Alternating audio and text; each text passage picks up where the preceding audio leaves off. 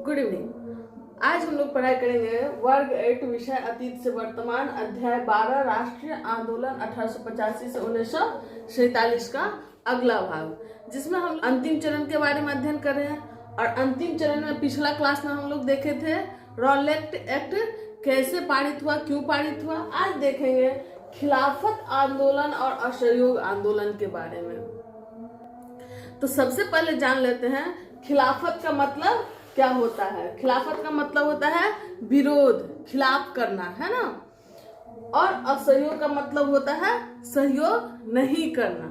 तो ये खिलाफत आंदोलन क्यों शुरू हुआ और इसी के साथ असहयोग का क्या संबंध है और इसकी शुरुआत कैसे हुई, इसी के बारे में आज हम लोग जानेंगे।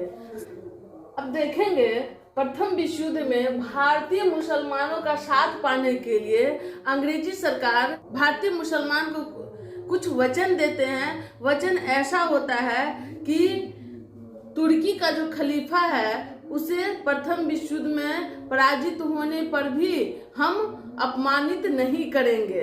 इसी वचन के साथ भारतीय मुसलमान का साथ अंग्रेज को प्राप्त होता है। लेकिन जब अंग्रेज जीत जाता है प्रथम विश्व युद्ध में, तो वो तुर्की के खलीफा के साथ अपमानजनक व्यवहार करता है, अपमानित संधि करता है, जिस कारण से भारतीय मुसलमान में अंग्रेजों के खिलाफ रोष उत्पन्न होता है।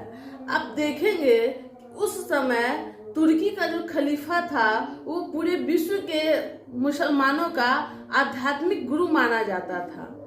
तो इसी आक्रोश के कारण 1919 में शौकत अली, मोहम्मद अली, मौलाना अब्दुल कलाम आजाद, हजरत मोहानी, ये सभी मिलकर के अखिल भारतीय खिलाफत कमेटी का गठन करते हैं। अखिल भारतीय खिलाफत कमेटी मतलब पूरे भारत के स्तर पर एक कमेटी का गठन होता है जिसका खिलाफत कमेटी नाम होता है।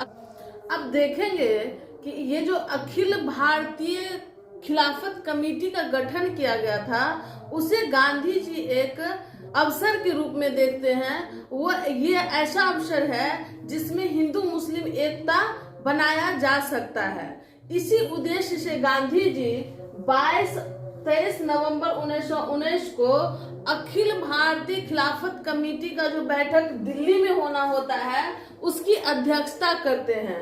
उसका अध्यक्ष हो जाते हैं गांधी जी। हिंदू मुस्लिम एकता को बढ़ाने का ये अच्छा अवसर को देख करके गांधी जी यहाँ अपनी बात रखी थी। और इसी बैठक में गांधी जी खिलाफत कमेटी के सदस्यों से कहते हैं कि हम इस खिलाफत आंदोलन को असहयोग आंदोलन के रूप में चलाएंगे।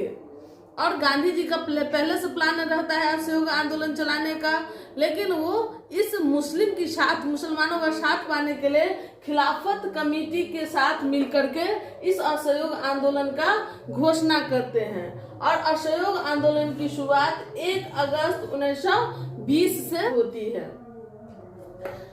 गांधी जी असहयोग आंदोलन की शुरुआत की घोषणा कर देते हैं, लेकिन उन्हें कांग्रेस की अभी तक सहमति नहीं मिली थी। तो कांग्रेस का अधिवेशन एक विशेष अधिवेशन होता है सितंबर 1920 ईस्वी में कलकत्ता में, जिस कलकत्ता अधिवेशन में इस असहयोग आंदोलन को सीमित रूप में चलाने का कांग्रेस अनुमति दे देती है। फिर आप देखेंगे कि कांग्रेस का दिसंबर में जो वार्षिक अधिवेशन हर साल होता था कांग्रेस का, उस वार्षिक अधिवेशन जो नागपुर में हुआ था उसमें पूरी तरह से इसे मान्यता प्रदान कर दिया जाता है कि असहयोग आंदोलन जैसे गांधी जी चाहे वैसे चला सकते हैं, हम सभी उनके साथ हैं।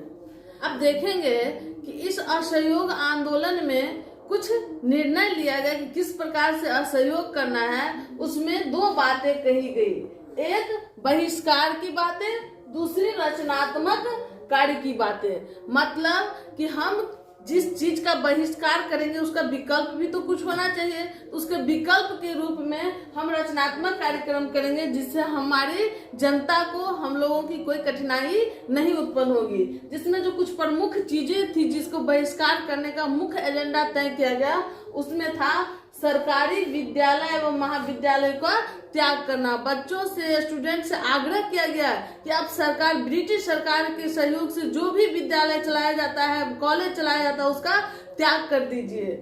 सरकारी उपाधियों का त्याग, लोगों से आग्रह किया गया कि ब्रिटिश सरकार जो आपको सम्मान उपाधि दे रही है उसका आप खुशी खुशी त्याग कीजिए, ऐसी सरकार का सम्मान हमें नहीं चाहिए। ब्रिटिश वस्तुओं का त्याग, ब्रिटेन से जो वस्तुएं आ रही थी, वस्त्र बना करके आ रही थी मुख्य रूप से, तो वो सभी वस्तुओं का त्याग करने का आग्रह किया गया भारतीय जनता से। विधान परिषदों का त्याग, हम लोग पिछले वीडियो में देखे थे कि 1919 के अधिनियम के द्वारा, मॉन्टेग्यू चेम्सफोर्ड सुधार अधिनियम जो था, उसके द्वारा जो विधान परिषद में आंशिक प्रतिनिधित्व में जो भारतीय सिलेक्ट होकर प्रतिनिधि बन रहे थे, उनसे भी आग्रह किया गया कि आप विधान परिषदों का त्याग करें। ऐसे सरकार के साथ हम लोग को शासन व्यवस्था नहीं चलाना है। न्यायालयों का विरोध, जो अंग्रेजी न्यायालय था, न्यायपालिका था, उसका भी त्याग करने के लिए कहा गया है। वकीलों के द्वारा जो भारत के व्यक्ति थे और वहां वकालत करते, उनसे न्यायालय को त्यागने की बात कही गई।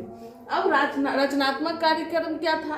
तो यहाँ सरकारी विद्यालय और महाविद्यालय का त्याग हो रहा है, तो बच्चे पढ़ेंगे फिर कहाँ? इसके लिए राष्ट्रीय विद्यालय एवं महाविद्यालय का गठन किया जाएगा। जैसे आप देखेंगे काशी विद्यापीठ, बिहार में विद्यापीठ का स्थापना किया गया, तो कई जगह पे विद्यापीठ का स्थापना किया गया था जिसमें लोग अध्ययन कर सके। स्वदेशी वस्तुओं का निर्माण, यहाँ आप देख रहे हैं कि जो ब्रिटिश वस्तुओं का त्याग हो रहा है, तो जो भारतीयों के द्वारा जो वस्तु निर्माण किया जाएगा उसी का हम लोग उपयोग करेंगे, जिसमें इसी में मुख्य रूप से जोर दिया गया खादी वस्तुओं का निर्माण खुद हाथ से चरखा काट के आप कर सकते हैं। विवादों का निपटारा के लिए पंचों की व्यवस्था की गई, जो स्थानीय स्तर पे पंच का चयन होता और वो भारतीयों के बीच जो विवाद था, भारतीय व्यक्तियों के बीच में जो विवाद था उसका निपटारा करता। तिलक स्वराज्य कोष का गठन, आप देखेंगे कि जिस दिन असहयोग आंदोलन की शुरुआत होती है 1 अगस्त 1920 को, उसी दिन बाल गंगाधर तिलक की मृत्यु हो जाती है और इसी याद में बाल गंगाधर तिलक के सम्मान में गांधी जी तिलक कोष का गठन करते हैं। तो इस प्रकार से असहयोग आंदोलन भारत में जोर शोर से चलने लगा, बहिष्कार और रचनात्मक कार्यक्रम के द्वारा। अब देखेंगे कि बिहार में किस प्रकार से असहयोग आंदोलन का प्रभाव रहा था। ब्रजकिशोर प्रसाद जो यहाँ पे थे, वो असहयोग आंदोलन चलाने के लिए स्वराज्य को अपना मुख्य मुद्दा बनाए और स्वराज्य के मुद्दा पे सभी लोगों से एकत्रित करने का काम किया। मजहरुल हक जो खैरू मियाँ के जमीन पे सदाकत आश्रम और विद्यापीठ का स्थापना किए थे, ये सदाकत आश्रम पटना में है। तो मजहरुल हक ने पटना में खैरू मियाँ से जमीन लेकर के सदाकत आश्रम और विद्यापीठ का स्थापना करते हैं। इसी सदाकत आश्रम से वो द मदरलैंड नाम के अखबार प्रकाशित करवाते हैं। तो पूछता है कभी कभी कि द मदरलैंड अखबार किसका है? तो मजहरुल हक का है। ये कहाँ से प्रकाशित किया गया? पटना से किया गया, और पटना में भी कहाँ पे? सदाकत आश्रम से। आपको पहले ही बताए थे कि विद्यालय और महाविद्यालय का परित्याग करने के लिए बोला गया, तो उसके विकल्प में विद्यापीठ की स्थापना हुई।